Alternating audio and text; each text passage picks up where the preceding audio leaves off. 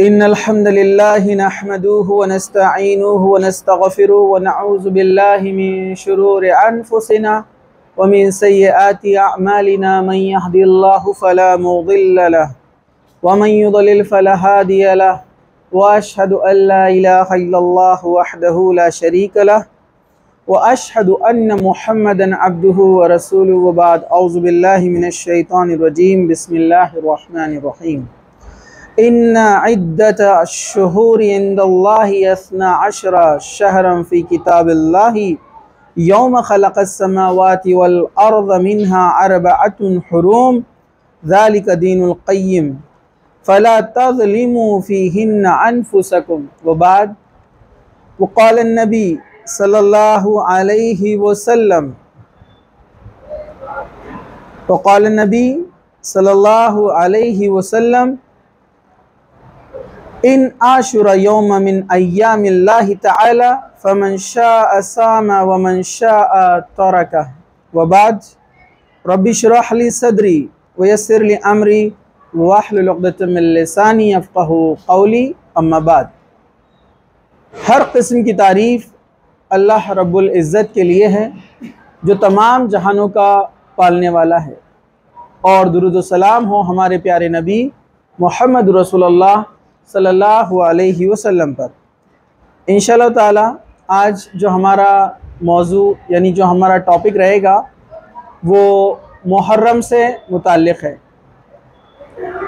हम सभी जानते हैं कि मुहर्रम का महीना चल रहा है और इस महीने के ताल्लुक़ से कुरान और हदीस में जो फ़जीलत और जो मसाइल आते हैं वो आपके सामने रखने की कोशिश की जाएंगी।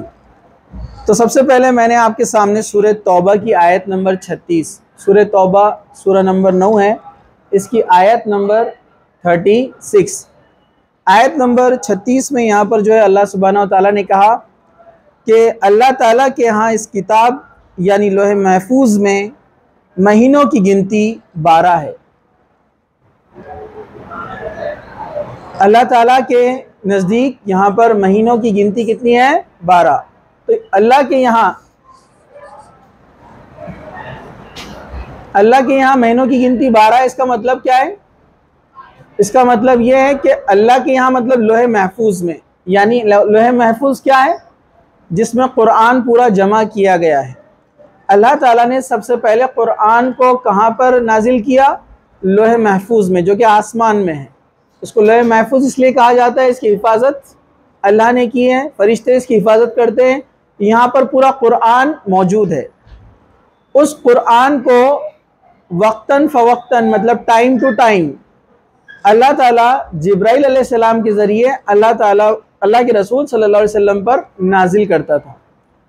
तो पूरा कुरान सबसे पहले कहाँ पर है? लोहे महफूज में। उसके बाद स्टेप बाय स्टेप वो नाजिल हुआ इस ज़मीन के ऊपर, यानी अल्लाह ताला के अहकामात जब अल्लाह ताला ने चाहे उसको नाजिल किए।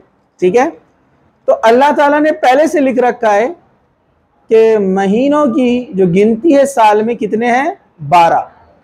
इससे हमें पता चला कि ये अल्लाह के रसूल सल्लल्लाहु अलैहि वसल्लम या तारीख़ ने इस्लामी महीने 12 मुकर्रर नहीं किए, बल्कि अल्लाह ताला ने तय किए कि साल में महीने कितने होंगे? 12 महीने होंगे। तो साल में 12 महीने होते ही अल्लाह की तरफ से गिनती है। इसी दिन से जब से ज़मीन और आसमान पैदा किए गए हैं, और ये गिनती कब से है? जब से अल्लाह ताला ने ज़मीन और आसमान बनाए हैं। इनमें से 4 महीने अदब और एहतराम वाले हैं, जिनको हुर्मत वाले महीने कहा जाता है। यही दुरुस्त दीन है, लिहाजा इन महीनों में तुम अपनी जानों पे जुल्म ना करो। अब ये महीने कौन से हैं? 3 महीने एक के बाद एक आते हैं कंटिन्यू, ज़िक़द, ज़िलहज और मुहर्रम जो अभी है। इससे पता चला ज़िलहज आखिरी है अगर गिनती के एतबार से देखा जाए तो, और मुहर्रम पहला है। बहुत सारे बच्चों को महीनों के नाम याद नहीं है, इस्लामी महीने। अल्लाह ताला ने जिसके बारे में कहा कि अल्लाह ताला ने बनाए महीने, हमको जनवरी टू दिसंबर फटाफट याद है, कोई भी छोटे बच्चे को पूछ लो बता देगा। इस्लामी महीनों के नाम पूछो, बड़ा मुश्किल है बताना। तो ये महीनों को याद करना भी चाहिए बच्चों ने, स्टूडेंट्स ने, आप लोगों को मालूम होना चाहिए, बहुत सारे लोगों को नहीं पता होते हैं। तो याद रखिए 3 महीने एक के बाद एक आते हैं, ज़िक़द, ज़िलहज्जा जिसमें हज करते हैं लोग, पता है ना आपको, और आप लोगों ने रोज़ा भी रखा था, है ना, अरफे का रोज़ा 9 ज़िलहज्जा को। ओके, इसी तरह जो है मुहर्रम ये पहला महीना है, ज़िलहज्जा आखिरी है, लास्ट, और मुहर्रम फर्स्ट है। 3 एक साथ आते हैं, और फिर उसके बाद आता है रजब, शाबान से पहले, ठीक है। तो ये 4 महीने हुर्मत वाले हैं। इन महीनों में गुनाह करना, ज्यादा जुल्म करना है अपने ऊपर बनिस्बत दूसरे महीनों के। वैसे तो आप किसी भी महीने में गुनाह करेंगे तो गुनाह का आपको हिसाब देना पड़ेगा, गुनाह लिखा जाएगा, उसकी सजा आपको मिलेगी तौबा नहीं की तो। लेकिन इन 4 महीनों में खुसूसी तौर पर हम गुनाहों से बचे। इसमें अल्लाह ताला की बेशुमार हिकमतें हैं, जिसको हम विजडम कहते हैं, कि अल्लाह ताला ने हमारे लिए आसानी की कि हमको वक्त दिया, मोहलत दी, सहूलत दी कि इंसान अपने आप को तब्दील करे, कि इन 4 महीनों में वो गुनाहों से बचे। तो जाहिर सी बात है उसको ऑटोमेटिकली आदत हो जाती है, उसका जिस्म आदी होता है गुनाहों से बचने के लिए, एक किस्म की ट्रेनिंग चाहिए उसको। तो ये अल्लाह ताला की रहमत है। अगर अल्लाह ताला हमारे हर गुनाह पे हमको पकड़ लेता तो दुनिया में कोई इंसान नहीं बचता, क्योंकि हर एक गुनाहगार है, हर एक से क़ता होती है। तो इससे पता चला कि 4 महीने हुर्मत वाले हैं, इसमें इंसान गुनाहों से बचे। अल्लाह ताला ने कहा कोई अपनी जानों पर जुल्म ना करे। मतलब शरीयत इस्लामिया ने, यानी जो इस्लामिक शरिया लॉ है, वो ये कहता है कि इन महीनों में जंग व जिदाल, लड़ाई, वॉर्स वगैरह नहीं होंगे। हाँ, कोई हमला करता है तो रिटेलिएशन में जवाब देने के लिए इंसान लड़ सकता है, लेकिन वो शुरुआत नहीं करेगा लड़ाई की, क्योंकि वो शुरुआत करेगा लड़ाई के तो गुनाह में उसका ज़्यादा हिस्सा होगा, उसने ज़्यादा अपने ऊपर जुल्म किया। क्योंकि अल्लाह के नज़दीक ये 4 महीने रेस्पेक्टफुल है, हुर्मत वाले हैं। हराम का मतलब ये भी होता है हुर्मत, यानी इसमें बहुत सारी चीज़ें हराम कर दी गई है, लड़ना, झगड़ा करना वगैरह, गाली गलौज, सारी चीज़ें। तो ये 4 महीनों का एहतराम करना चाहिए। तो अभी जो मुहर्रम चल रहा है, यानी आज 6 मुहर्रम है, तो मुहर्रम इन 4 महीनों में से एक महीना है, 3rd नंबर पे, जो अल्लाह के नज़दीक ताज़ीम वाला, रेस्पेक्ट वाला महीना है। इसका अदब और एहतराम करना चाहिए। चलिए हम आगे बढ़ते हैं। और इसी तरह महीने जो चल रहे हैं ये अल्लाह ताला के दिए हुए महीने हैं। अल्लाह ताला ने इनकी गिनती और इनका सीक्वेंस भी तय किया है। जैसे मुशरिकीन मक्का क्या करते थे, अपने हिसाब से इन महीनों को तब्दील कर लेते थे। जैसे इनको भी पता था कि 4 महीने हुर्मत वाले, क्यों? क्योंकि जो मक्का के लोग थे, मुशरिकीन थे, वो दीन इब्राहीम पे थे ना, मतलब इब्राहीम अलैहिस्सलाम के दीन में से उन्होंने कुछ चीज़ें छोड़ दी, लेकिन कुछ चीज़ें बाकी थी। तो वो जानते थे कि 4 महीने हुर्मत वाले, इसमें लड़ाई झगड़ा नहीं करना है। तो अब मुहर्रम का महीना आ गया, लेकिन अब उनको किसी काफिले को लूटना जाना है, लड़ाई करना है, झगड़ा करना है। तो उनके कुछ लोग क्या करते थे, वो खुद से डिसाइड कर लेते थे ये मुहर्रम नहीं है, ये सफ़र है, और मुहर्रम को बाद में डाल देते थे अपनी मर्जी से। हम इसको मुहर्रम नहीं, हम इसको सफ़र कंसिडर करेंगे। तो ऐसे हीले और बहाने करते थे, मुशरिकीन मक्का भी करते थे, और यहूद भी कैसे बहाने करते थे, मैं इसकी भी मिसालें आपको दूंगा। तो अल्लाह ताला ने महीनों के हेर फेर करने को मना किया, इसलिए ये बहुत बार इन्होंने हेर फेर की, जिससे एक्चुअल सीक्वेंस, असल जो उसका तरतीब है, लोगों को पता ही नहीं थी, लोग भुला बैठे थे। अल्लाह के रसूल सल्लल्लाहु अलैहि वसल्लम ने जो आखिरी हज किया, आपने एक ही हज किया, उसको हज्जतुल विदा कहा जाता है। अल्लाह के रसूल ने जब हज किया तो आपने उस वक्त ये ऐलान किया था कि ज़माना घूम घाम कर अपनी असली हालत पर आ चुका है। और जिलहज्जा के टाइम आपने कहा था कि ज़माना अपनी असली हालत पर घूम घाम कर आ गया। मतलब जो लोग महीनों में रद्दो बदल यानी रिप्लेसमेंट करते थे, आज उनको कंफ्यूज होने की ज़रूरत नहीं है। आज जो जिलहज्जा है वो वही जिलहज्जा है जो अल्लाह ताला ने तय किया था।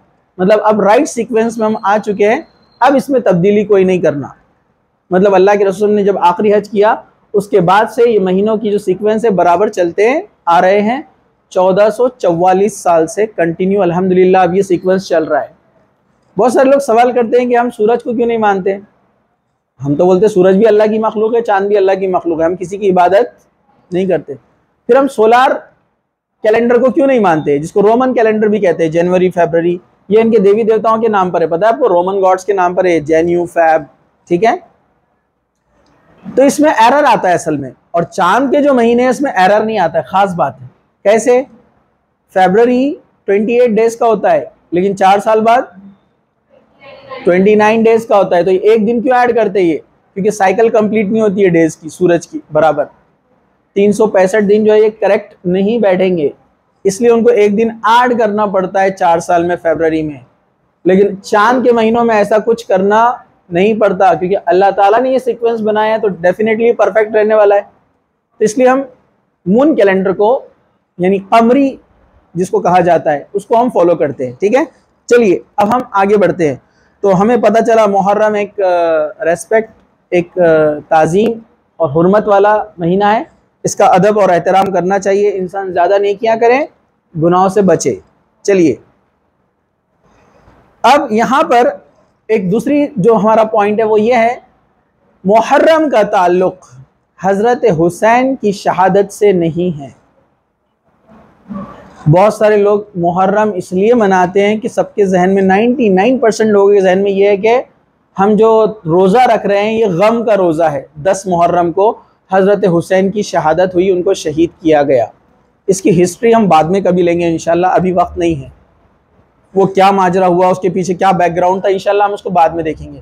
तो याद रखिए अल्लाह के रसूल सल्लल्लाहु अलैहि वसल्लम पहले से इस दिन को मनाते थे, जबकि हज़रत हुसैन की शहादत कब हुई? अल्लाह के रसूल के बाद, बहुत बाद, 36 से 40 साल का डिफरेंस है, बहुत साल बाद ये मामला हुआ, ये पेश आया, हज़रत हुसैन जो शहीद किए गए।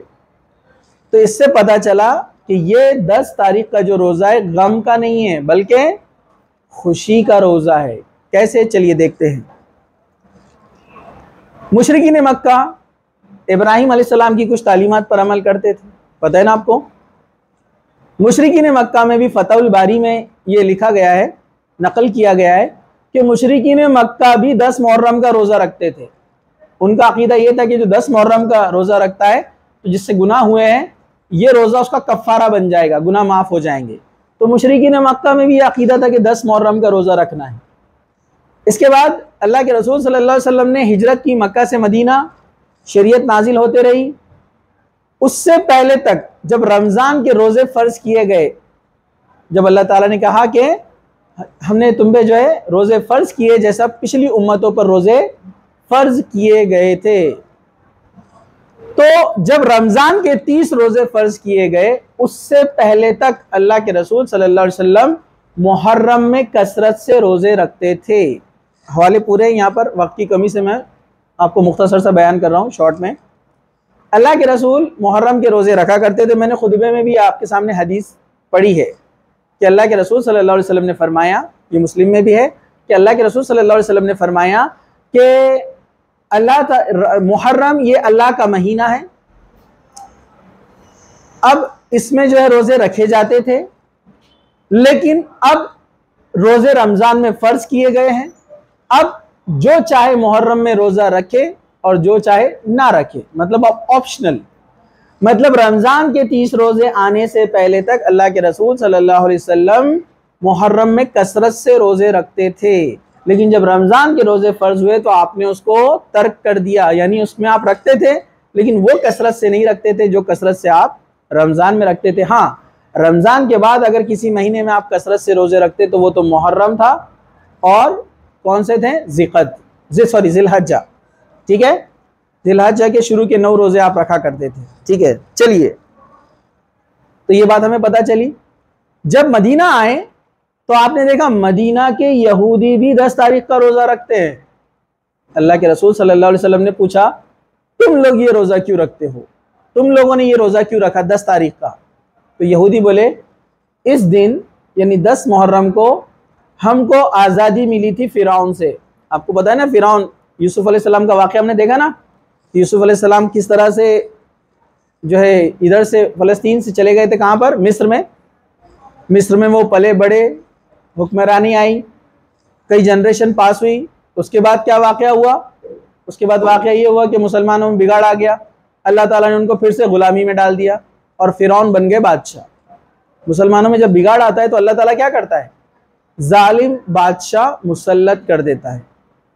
जब मुसलमानों में बिगाड़ आता है तो अल्लाह ताला क्या करते हैं, जालिम बादशाह मुसल्लत कर देते। फिरौन के आ गया, उसने बनी इसराइल पर जुल्म और ज्यादती करना शुरू की, ठीक है, जुल्म और ज्यादती उनके ऊपर बढ़ने लगी।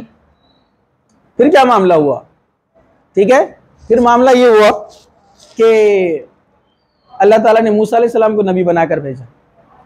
फिर मूसा अलैहिस्सलाम ने फिरौन को दावत दी, कौम को दावत दी, अपनी जो मुसलमान कौम थी उनकी भी इस्लाह की और फिरौनियों को भी दावत दी। उसके बाद क्या हुआ, फिरौन नहीं माना तो अपनी कौम को लेकर वहां से निकल गए। तो वो जो दिन था 10 मुहर्रम था, जब अल्लाह ताला ने फिरौनियों से मूसा अलैहिस्सलाम और उनकी कौम को आज़ादी दी थी, इसलिए वो खुशी में 10 मुहर्रम का रोज़ा रखते थे। तो अल्लाह के रसूल ने फरमाया, अल्लाह के रसूल सल्लल्लाहु अलैहि वसल्लम ने क्या फरमाया, तुमसे ज्यादा मूसा के चाहने वाले हम हैं, लिहाजा हम तो 10 का रोज़ा रखते हैं। इंशाअल्लाह मैं जिंदा रहा तो 9 और 10 दो रोज़े रखूंगा। क्यों कहा अल्लाह के रसूल सल्लल्लाहु अलैहि वसल्लम ने ऐसा? यहूदियों की मुशाबहत से बचने के लिए, ताकि उनसे उनकी कॉपी ना हो। तो अल्लाह के रसूल ने फरमाया मैं अगले साल अगर जिंदा रहा तो 9 और 10 ये दोनों रोज़े मैं रखूंगा। तो इससे हमें यहाँ पर ये सबक मिलता है कि हमको भी रोज़े रखना है, कौन से, 9 और 10 दोनों रखना है। किसी वजह से, किसी मजबूरी से अगर 9 का रोज़ा आप नहीं रख सके, 10 का लेकिन रखना चाहिए। याद रखिए, 9 का किस वजह से, मजबूरी, किसी वजह से अगर नहीं रख सके तो 10 का तो आपको रखना है, ठीक है। चलिए हम आगे बढ़ते हैं। इसी तरह मुहर्रम में जो चीज़ें की जाती है, जो गलत आमाल किए जाते हैं, वो मैं आपको बता दूं। तो एक तो बात आपके सामने आ गई कि हम ये 10 तारीख का रोज़ा क्यों रखते हैं, खुशी का रोज़ा है, गम का रोज़ा नहीं है। इसका ताल्लुक हज़रत हुसैन की शहादत से नहीं है। ये इत्तेफाक है कि 10 मुहर्रम को हज़रत हुसैन की भी शहादत हुई, इत्तेफाक है, कोइंसिडेंस। लेकिन ये रोज़ा गम का नहीं है, खुशी का है, ठीक है। और अल्लाह के रसूल सल्लल्लाहु अलैहि वसल्लम फरमाया, बुखारी मुस्लिम की हदीस है, जो शख्स 10 का रोज़ा रखे, मुझे अल्लाह से उम्मीद है कि इसके 1 साल के गुनाह माफ़ कर दिए जाएंगे। 1 साल के सगीरा गुनाह, लेकिन कबीरा गुनाह नहीं। बड़े गुनाह, हराम काम किया है, किसी का हक मारा है, ये गुनाह माफ़ नहीं होते हैं रोज़े से। आप 100 हज भी कर लिए और पूरी ज़िंदगी भी रोज़े रखिए, किसी का हक मारे तो माफ़ नहीं होता है, पता है ना आपको। उसके लिए तौबा शर्त है। अगर बड़ा गुनाह है, कबीरा गुनाह है, तो तौबा करेंगे आप। तौबा करने के बाद क्या करेंगे, जिसका हक लिया उसको वापस करेंगे, ये बात आप याद रखिए। लेकिन जो सगीरा गुनाह हमसे हो जाते हैं, छोटे छोटे गुनाह, तो अल्लाह ताला ये गुनाह को क्या कर देता है, माफ़ फरमा देता है। कितना, 1 साल के। तो कोई मामूली चीज़ है, हर एक से गलतियाँ होती हैं, मुझसे, आपसे, सबसे गुनाह होते हैं, सगीरा गुनाह, छोटे गुनाह। तो बेहतरीन एक मौका है कि हम ये रोज़ा रखें 9 और 10 का। इंशाअल्लाह अल्लाह से उम्मीद है अल्लाह ताला हमारे सगीरा गुनाहों को माफ़ फरमा देगा। चलिए, तो अब आती है तीसरी बात, थर्ड पॉइंट ये है कि इस महीने में हमें वो अमाल नहीं करने चाहिए जो गैर शरई है, जिसका इस्लाम से कोई सबूत नहीं है। कुछ लोग समझते हैं 10 मुहर्रम को खिचड़ा बनाना, हलीम बनाना, शरबत बांटना, ये सवाब का काम है। नहीं, क्या सवाब का काम है और क्या सवाब का काम नहीं है, अल्लाह के रसूल बताकर चले गए।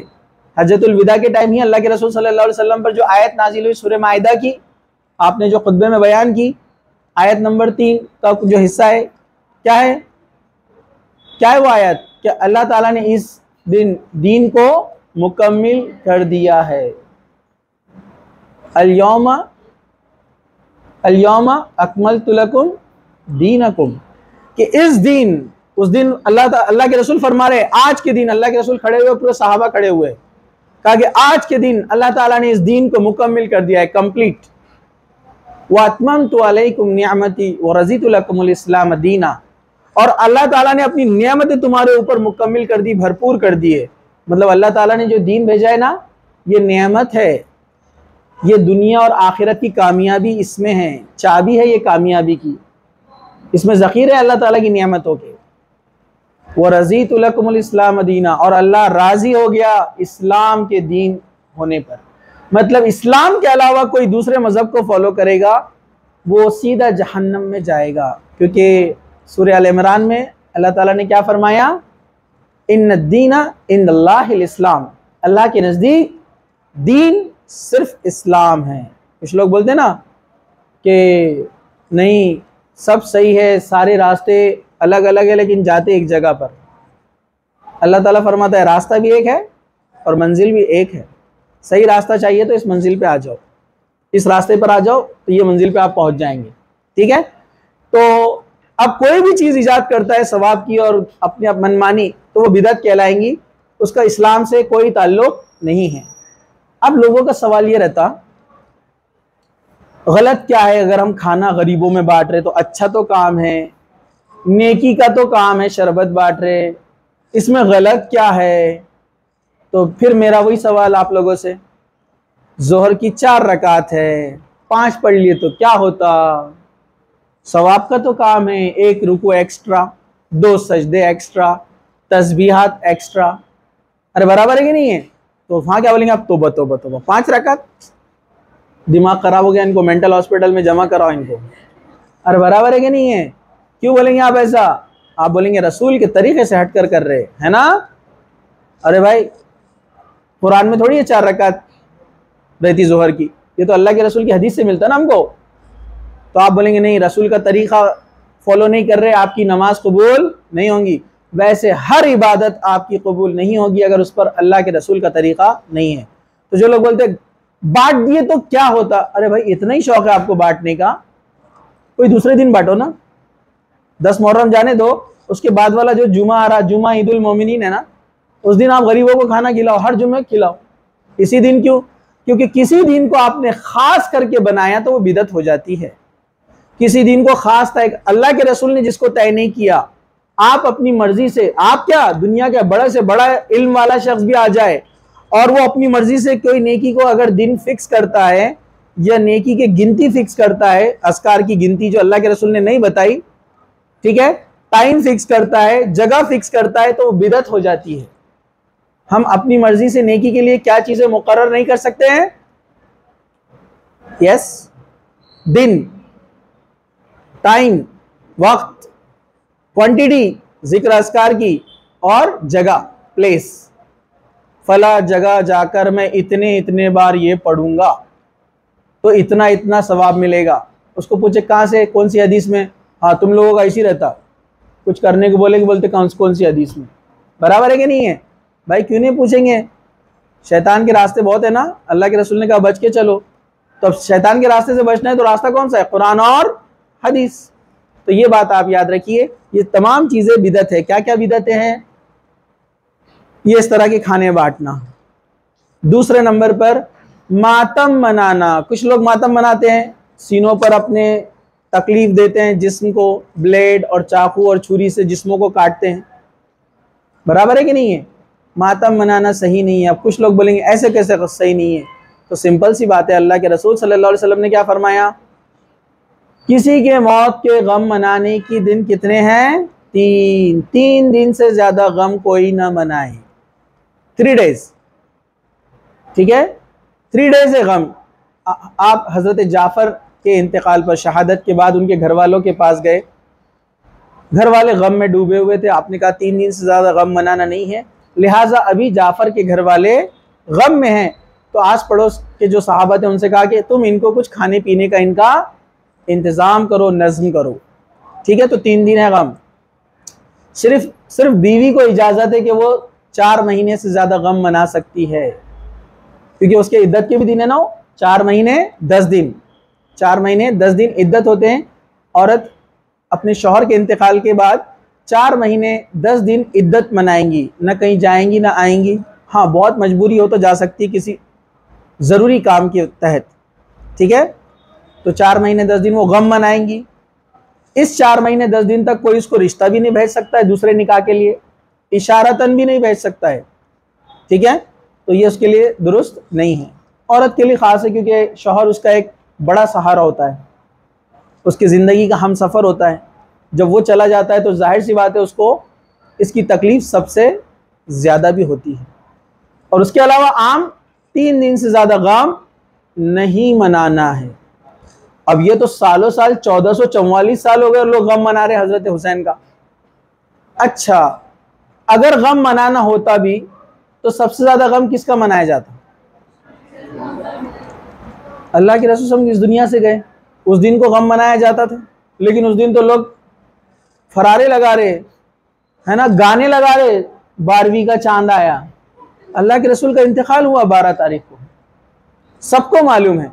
और आप ढोल बजा रहे, डीजे बजा रहे, इतनी अकल नहीं है, शैतान ने आपको किस काम में लगा के रखा? 12 तारीख को अल्लाह के रसूल का इंतकाल हुआ और आप उसमें नाच गाने कर रहे, आपको तो गम होना चाहिए था। उसके बाद किसी का अगर गम मनाया जाता तो हज़रत हमज़ा का, उनकी शहादत, अल्लाह के रसूल ने क्या फरमाया? मेरा चचा शहीदों का सरदार है।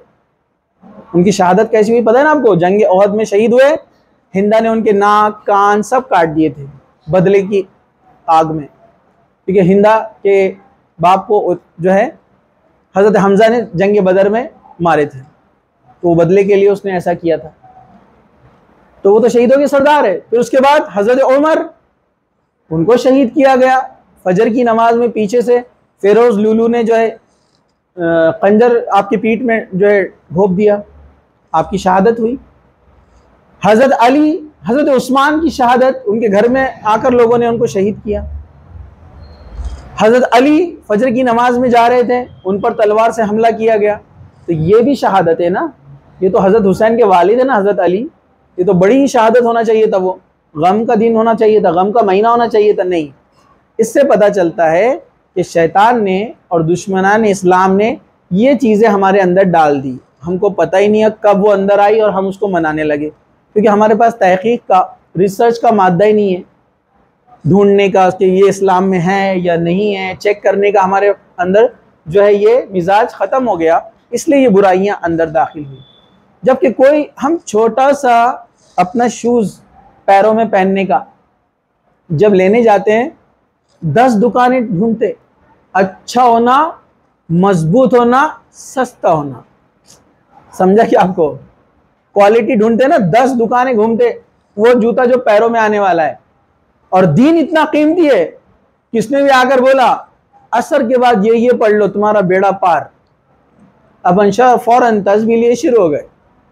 कोई रिसर्च नहीं, हदीस में है नहीं है, सही है गलत है, कुछ नहीं, बस हमारे फुप्पू ने बोले ऐसा करो तो ऐसा हो जाता, खाला ने बोले ऐसा करो, वो बाजू वाले चुन्नू आपा ने बोले ऐसा करो तो ऐसा हो जाता। तुम्हारे बच्चे के मसले चल रहे क्या, वो चुन्नू आपा बोले कि ऐसा करो तो मसला हल हो जाएगा बच्चे का, बराबर है ना। बस कहीं से भी आई खबर, वो पेपर भी आते पैम्फलेट घरों में, मदीने के अब्दुल्ला साहब के ख्वाब में आया, ये पर्ची 10 लोगों को छाप कर बांटो तो आपका काम बन जाएगा। बेकार चीज़ें, सब गलत चीज़ें, बिदअत है, ठीक है। तो ये चीज़ें मना है, मातम मनाना। अल्लाह के रसूल सल्लल्लाहु अलैहि वसल्लम ने फरमाया लैसा मिन्ना मिन ज़रबिल खुदूद व शक्कल जुयूब वदआ यदवा अल जाहिलिया। क्या फरमाया? वो शख्स हम में से नहीं है जो गालों को पीटे, अपने कपड़ों को फाड़े, ये दौरे जाहिलियत की रस्में हैं। ये क्या था? पुराने ज़माने में क्या होता था, किसी का इंतकाल हो गया तो लोग रोते थे, ज़ोर ज़ोर से चिल्लाकर गालों पे मारते थे। और जो बड़े बड़े घरों के लोग रहते थे, आपको पता है अरब में भी थी ये जाहिलाना रस्म पहले, अल्लाह के रसूल के आने से पहले, और राजस्थान वगैरह में भी है आज भी ये, अपने इंडिया में। जो बड़े बड़े लोग रहते ना, उनके कोई रिश्तेदार मर जाता है तो रोना नहीं आता, तो रोने वालों को बुलाते किराए पे, उनको रुदाली बोलते हैं। रुदाली मालूम है आपको? नहीं पता है? रुदाली बोलते हो, पैसे लेकर रोते हो, उनको पैसे दिया जाता है सुबह शाम तक रोते बैठने का, तो वो गालों को मारते, चिल्लाते, कपड़े फाड़ते अपने, और बहुत जोर जोर से चिल्लाते। तो अल्लाह के रसूल फरमाए जो ऐसा करे वो हम में से नहीं से, लैसा मिन्ना, वो हम में से नहीं है, मना नहीं किया है। तो आप जो कपड़े फाड़ते हैं, जिस्मों को नुकसान पहुंचा रहे हैं, अब बताइए क्या ये सही होगा? ये गैर इस्लामी चीज़ें हैं, इससे बचना चाहिए। ठीक है, ये तमाम चीज़ें हो गई। इस तरह इन रस्मों में जाना भी गुनाह है। जो बिदात होती है ना, बिदात जो गैर इस्लामी रस्में हैं, इसमें जाना, इसमें कंट्रीब्यूशन करना, पैसे से, जिस्मानी कोई भी कंट्रीब्यूशन, इसको सिर्फ देखने के लिए जाना। कुछ लोग बोलते नहीं हम सिर्फ देखने जा रहे, नहीं, आप उनको बढ़ावा दे रहे, आप उनको मोटिवेट कर रहे लोगों को जमा करके। देखने भी नहीं जाना चाहिए, ना मेले ठेलों में जाना, ना जहाँ गम मनाया जाता है, मातम मनाया जाता है, ना वहां जाना, ना वो जो सवारियां ना चाहते वो तो और ज्यादा जाहिल है, गम के नाम पर नाच रहे वो, ये सवारियां वगैरह में जाना, ये सब क्या है? जाहिलाना रस्में हैं और ये बिदत है। और बिदत के बारे में हर जुमा में आप सुनते हैं। क्या सुनते हैं हर जुमा में? उमर, क्या सुनते हैं आप बिदत के बारे में हर जुमा में? हर मस्जिद में खुतबे में इमाम साहब बोलते हैं वो कुल्लु बिदअतिन दलाला, हर बिदत गुमराही है, वो कुल्लु ज़लालतिन फिन्नार, और हर गुमराही जहन्नम में आग में लेकर जाने वाली है, जहन्नम में लेके जाने वाली है। वो कुल्लु मुहदसतिन बिदआ, वो कुल्लु मुहदसतिन बिदआ, कि हर नई चीज़ जिस पे शरीयत इस्लामिया यानी अल्लाह के रसूल की मोहर नहीं है, अल्लाह के रसूल से साबित नहीं है, हर वो नई चीज़ इस्लाम में क्या है? बिदत। वो कुल्लु बिदअतिन वलाला, हर बिदत गुमराही है, वो कुल्लु ज़लालतिन फिन्नार, और वो कहाँ लेकर जाएंगी? जहन्नम में लेके जाने वाली। और हम कर रहे हैं उसको, हर खुतबे में सुनते हैं, हर खुतबे में, लेकिन माना नहीं मालूम है ना, समझते नहीं हैं। तो बिदत, हर नई चीज़ से बचना चाहिए। चलिए हम आगे बढ़ते हैं। मुहर्रम के रोज़ों की फजीलत वैसे मैंने पहले भी बयान किया, एक बार और यहाँ पर अल्लाह के रसूल सल्लल्लाहु अलैहि वसल्लम ने फरमाया, मुस्लिम शरीफ की हदीस है, किताबुस सयाम, उसका चैप्टर का नाम है किताबुस सयाम, मतलब रोज़ों का जो चैप्टर है। अफजलुस सियाम बाद रमज़ान शहरुल्लाहिल मुहर्रम, अफजलुस सलात बादल फरीज़ता सलातुल लैल। क्या फरमाया? रमज़ान के रोज़ों के बाद अल्लाह के महीने यानी मुहर्रम का रोज़ा, यानी 10 तारीख का रोज़ा, ये अफजलियत रखता है। मुहर्रम का रोज़ा बड़ा अफजलियत वाला है, बहुत अहम है रमज़ान के रोज़ों के बाद। ठीक है, अफजलुस सलात बाद अल फरीज़ा, फ़र्ज नमाजों के बाद अफजल नमाज है सलातुल लैल, रात की नमाज यानी तहज्जुद, मतलब 5 वक्त की नमाज फ़र्ज है। अगर इन नमाजों के बाद आपको कोई नमाज पढ़ना है तो अल्लाह के नज़दीक कौन सी नमाज है अफजल? तहज्जुद की नमाज। बहुत ज़बरदस्त गोल्डन ऑफर है वो तो। अल्लाह ताला खुद फरिश्तों से कहलवाते हैं पहले आसमान पे आकर कि पूछो कोई है मांगने वाला कि उसको दिया जाए, कोई है मग़फ़िरत तलब करने वाला जिसको बख्श दिया जाए। बेहतरीन। लेकिन वो टाइम होता है अपना घोड़े, गधे और हाथी सब बेचकर सोते हम, बराबर है कि नहीं है? बहुत प्राइम टाइम है, वो प्राइम टाइम को हम लॉस करते हैं अपने बेकार वक्त के लिए, रात में जाकर मोबाइल पर। ठीक है, आपको दुनिया और आखिरत की कामयाबी चाहिए, मैं आपको एक फॉर्मूला बताता हूँ। आप बोलेंगे नमाज रोज़ा ये वो सब तो हमको मालूम है, लेकिन आज के दौर में एक कामयाबी का रास्ता मैं बताता हूँ। अपना मोबाइल ऑन करना, उसमें जितने भी सोशल मीडिया वाले ऐप है उसको अनइंस्टॉल कर देना, सिर्फ व्हाट्सएप रखो, अपने मैसेज आते हैं यहाँ पर क्लास के, नहीं तो बोले ये भी बाय बाय सब सारे सोशल मीडिया को आप अनइंस्टॉल कर दो, डिलीट कर दो, तो इंशाल्लाह आप देखो आपकी ज़िंदगी में सुकून आ जाएगा, दुनियावी भी और आखिरत का भी। अब आप बोलेंगे सर आप भी तो है उस पर, तो मैं इस्लामिक मैसेज डालता हूँ, ओपन करता हूँ, मैसेज डाला, बंद करके रख दिया। तो ऐसा कुछ आप कर रहे हो तो अच्छी बात है, ठीक है, उसके नेकी के भी रास्ते हैं वहाँ पर। लेकिन ऐसे नहीं होना चाहिए एक इस्लामिक मैसेज डाले और 2 घंटे लेकर बैठे, समझा आपको? ऐसा नहीं होना चाहिए। चलिए आगे बढ़ते हैं हम। अल्लाह के रसूल सल्लल्लाहु अलैहि वसल्लम ने फरमाया कि मुझे अल्लाह ताला से उम्मीद है, मुझे अल्लाह ताला से उम्मीद है कि यौम आशुरा, आशुरा अशरे से बना, अशरा 10 को बोलते हैं अशरा, यौम आशुरा, आशुरा मतलब 10 मुहर्रम का रोजा, यौम आशुरा का रोजा गुज़िश्ता पिछले 1 साल के गुनाहों का कफ़ारा बन जाएगा। ये भी मुस्लिम में किताबुस सयाम के अंदर, पिछले 1 साल के सगीरा गुनाह जो आपसे हुए अल्लाह ताला इंशाअल्लाह माफ़ फरमा देगा अगर आपका वो रोज़ा कबूल होता है तो। ठीक है, तो ये चीज़ें थी इसके आशुरा के ताल्लुक़ से। और इसमें फिर दीगर अहादीस भी है, मैं मुख्तसर से बयान करते हुए चल रहा हूँ कि आपको 9 और 10 दोनों रोज़ा रखना है और पूरे मुहर्रम के महीने में आपको एहतियात करना है कि आप गुनाहों से बचेंगे, ज़्यादा से ज़्यादा नेकियों के काम करेंगे।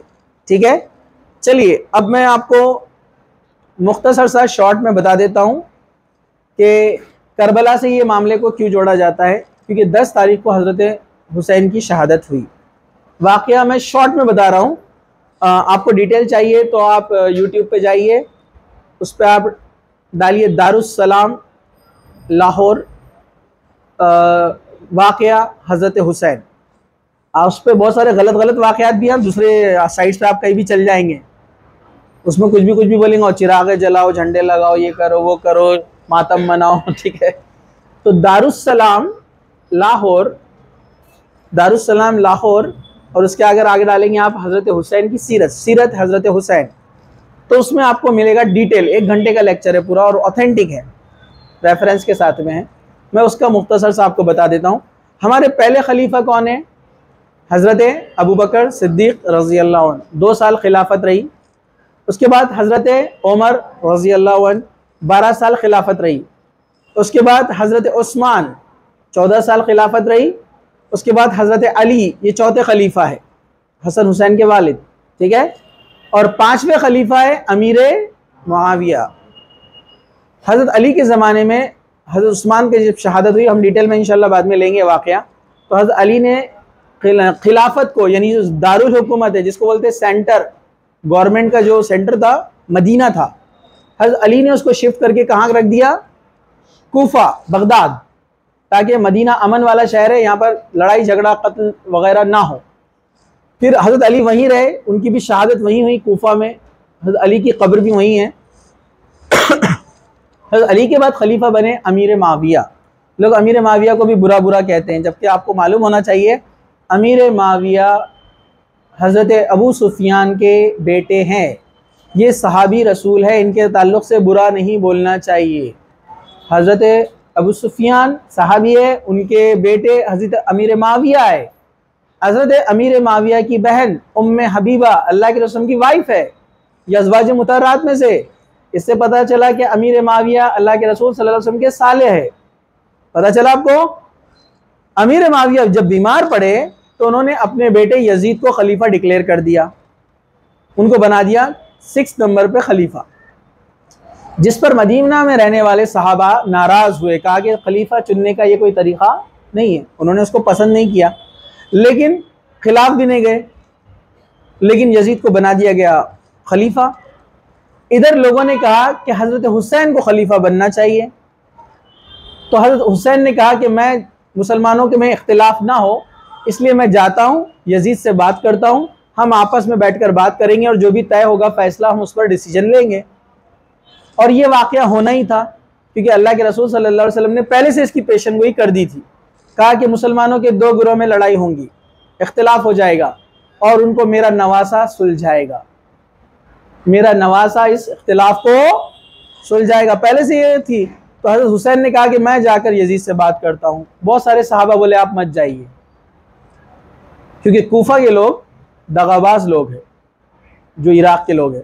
यजीद के बारे में नहीं कहा उन्होंने, कूफा के लोगों के बारे में कहा, क्योंकि बहुत धोखा देने में एक्सपर्ट लोग हैं। ये कहा कि आप मत जाइए, आपकी जान को धोखा है। हज़रत हुसैन ने फिर भी ज़िद की कि मैं जाऊँगा, और वो गए। और वो मदीना क्रॉस करके इराक़ के बॉर्डर की तरफ जब बढ़े तो कुछ मुनाफिकीन ने, ठीक है, अब्दुल्ला बिन सबा वगैरह उसके कुछ मुनाफिकीन साथियों ने हज़ारों की तादाद में हज़रत हुसैन को घेर लिया। हज़रत हुसैन के साथ सिर्फ 70 लोग थे, इनके पास कोई एडवांस हथियार नहीं थे क्योंकि ये लड़ाई के लिए नहीं आए थे। हज़रत हुसैन के एक चचेरे भाई थे जिनका नाम था मुस्लिम, हज़रत मुस्लिम। ये हज़रत हुसैन से पहले इराक़ पहुंच चुके थे। इन्होंने जाकर कहा कि हज़रत हुसैन आना चाहते हैं, मुसलमानों से मशवरा किया, क्या तुम लोग इस बात पर एग्री है कि उन्होंने यहाँ पर आए और बात करें? सब ने कहा हाँ। रात में ईशा की नमाज में कूफा में मस्जिद फुल भरी थी, सब ने हज़रत मुस्लिम के हाथ पर बैत की कि हम सब तैयार हैं। हज़रत मुस्लिम ने ये न्यूज़ जो है खबरी के ज़रिए पहुँचाई मदीना तक कि ये लोग एग्री है, आप आइए बातचीत करेंगे।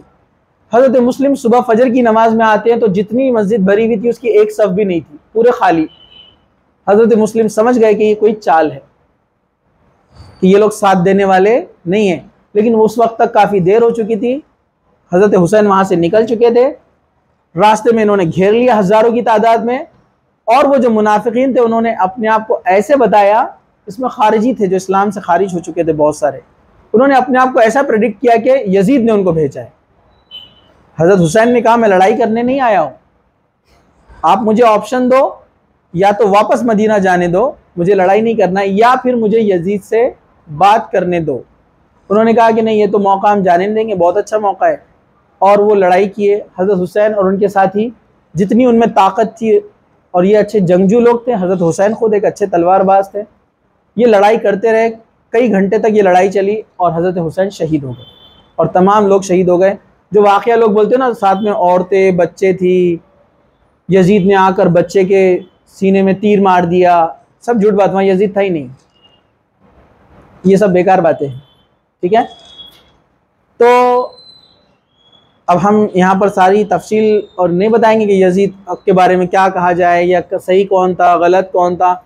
इसमें जो बड़े सलफ़ सालेहीन और बड़े उलमा हैं उनका बोलना है कि हज़रत अमीर मुआविया एक सहाबी थे, उनके बारे में आप गलत नहीं बोल सकते, गलत बोलेंगे तो आप जहन्नम का ईंधन बन सकते हैं।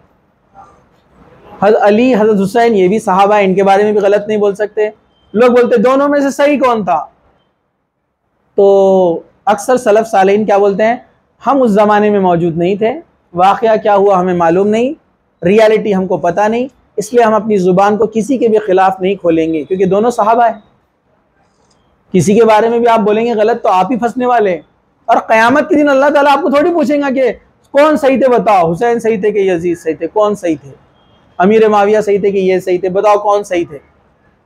सहाबा की आपस में बहुत मोहब्बत थी, जो कुछ मसला हुआ ये मुनाफिकीन ने लड़वाया आपस में। हुसैन को शहीद कर दिया गया और मदीना वालों को कहा कि यजीद ने किया है, और यजीद को पता चला तो उसने जो है उसको सज़ा दी, जिसने शहीद किया था हज़रत हुसैन को, उसको कत्ल किया गया। लेकिन हमेशा के लिए मुसलमानों के दो गुरोह बन गए, फिर उसमें अलग अलग फ़िरक़े बनते गए। हम कभी इंशाअल्लाह ताला बाद में इसके ऊपर डिस्कस करेंगे, एक लेक्चर लेंगे इंशाअल्लाह। तो ये था एक मुख्तसर सा वाक़या, 10 मुहर्रम को हुआ, इसलिए लोगों ने उसको इससे जोड़ दिया, जबकि इस आशूरे का ताल्लुक़ हज़रत हुसैन की शहादत से नहीं है, और वो कोई लंबा चौड़ा वाक़या नहीं था, कुछ घंटों की जंग थी, ठीक है। और तो बच्चों को प्यासा रखा गया, 3 दिन तक ये मामला चला, ये सब गलत बात है, ठीक है, क्योंकि तारीख़ लिखने वाले कोई सही नहीं है, कोई ऑथेंटिसिटी उसकी मौजूद नहीं है। अल्लाह ताला जो है हमें दीन की सही समझ अता फ़रमाए।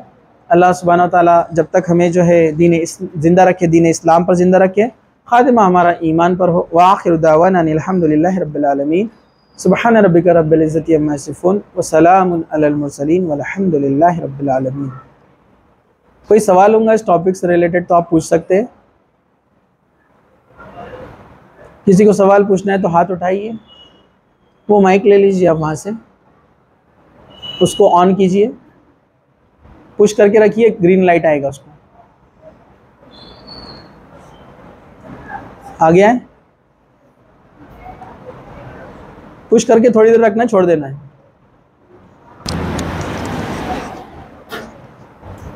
बोलिए सर। 9 और 10 मुहर्रम का रोज़ा रख सकते हैं, अगर 9 का नहीं रखे तो 11 का रख सकते हैं। हाँ, सवाल है कि 9 और 10 का रोज़ा रखना चाहिए। अल्लाह के रसूल की वाज़ेह हदीस है कि इंशाल्लाह मैं अगले साल ज़िंदा रहा तो 9 और 10 ये दोनों दिन का रोज़ा रखूँगा, लेकिन असल 10 का है। अब आप बोल रहे कि 9 का रख लिए 10 का नहीं रख पाए तो क्या 11 का रख सकते? नहीं। अब आपका सवाल अगर ऐसा होगा कि 10 और 11 का रख सकते हैं क्या, तो देखिए 11 का रोज़ा रखने का इसमें इख्तिलाफ है, क्योंकि यहूदियों की मुखालिफत करना है इसलिए 2 रोज़े रखना है। तो इस बुनियाद पर कुछ लोगों ने क्या दलील दी कि 9-10 का नहीं जमा तो 10-11 का रख लो, लेकिन अक्सर उलमा ने कहा जो सलफ सालेहीन में है कि ये सही नहीं है, क्योंकि अल्लाह के रसूल ने वाज़े किया कि मैं अगर रहा इंशाल्लाह जिंदा तो 9 और 10 का रखूंगा। तो आप भी 9 और 10 का ही रखेंगे। किसी वजह से 9 का छूट गया तो आप 10 का ही रखिए, सिर्फ 10 का, ठीक है, क्योंकि आपकी नीयत तो थी ना 9 की, यहूदियों की मुखालिफत करना आपकी नीयत थी, किसी मजबूरी से नहीं कर सके तो सिर्फ 10 का रखिए, 11 का रखना दुरुस्त नहीं है, ऐसा कुछ उलमा का कहना है। जो सलफ सालेहीन में जो सही कौल है यही है कि आप 9-10 का रखिए, किसी वजह से 9 का छूट गया तो 10 का रखिए। और एक मैं आपको बात बता दूं नफली रोज़ों के ताल्लुक से, नफली रोज़ों के लिए सहर भी कंपलसरी नहीं है।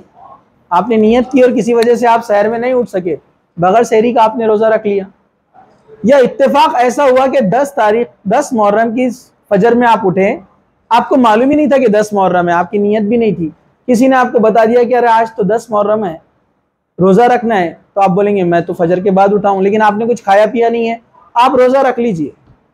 वैसे ही क्योंकि नफली रोज़े के लिए नीयत की ज़रूरत नहीं है, क्योंकि अल्लाह के रसूल सल्लल्लाहु अलैहि वसल्लम एक बार अपने अज़वाज में से, वाइफ्स में से किसी एक ज़ौजा के घर पे गए और जाकर पूछा क्या कुछ खाने को है? घर वालों ने कहा कि कुछ भी नहीं है। तो कहा ठीक है मैं आज रोज़े से हूँ, रोज़ा रख लिया आपने। नफली रोज़ा कभी भी रखा जा सकता है, हाँ रमज़ान के रोज़े नियत करना ज़रूरी है। एक बार अल्लाह के रसूल एक ज़ौजा के घर पे पहुँचे अपने, कहा कि खाने के लिए कुछ है? तो कहा पड़ोस से ये मीठा आया है। अल्लाह के रसूल फरमाया अच्छा ठीक है लाओ मीठा, मैं सुबह से रोज़े था। आपने रोज़ा तोड़ दिया। नफली रोज़ा किसी वजह से तोड़ा भी जा सकता है, किसी वजह से तोड़ा भी जा सकता है, लेकिन रमज़ान के रोज़े बहुत ही जेन्युइन रीज़न रहा तो ही तोड़ सकते हैं, वरना नहीं तोड़ सकते, ठीक है। बॉयज़ में कोई सवाल है?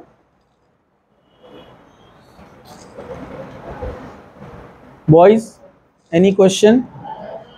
नो? पीछे दे दो गर्ल्स।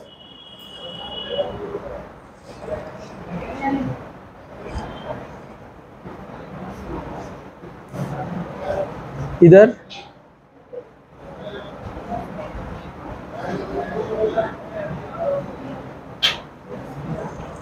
टाइम कम है, जल्दी अगर है तो, नहीं तो फिर हम इसको स्टॉप कर देंगे।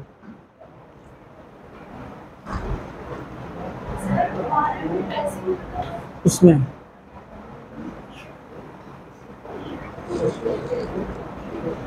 हाँ जल्दी, टाइम कम है,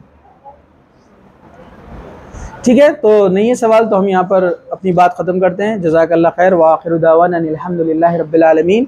सुब्हान रब्बिका रब्बिल इज़्ज़ति अम्मा यसिफ़ून व सलामुन अलल मुरसलीन वल्हम्दुलिल्लाहि रब्बिल आलमीन।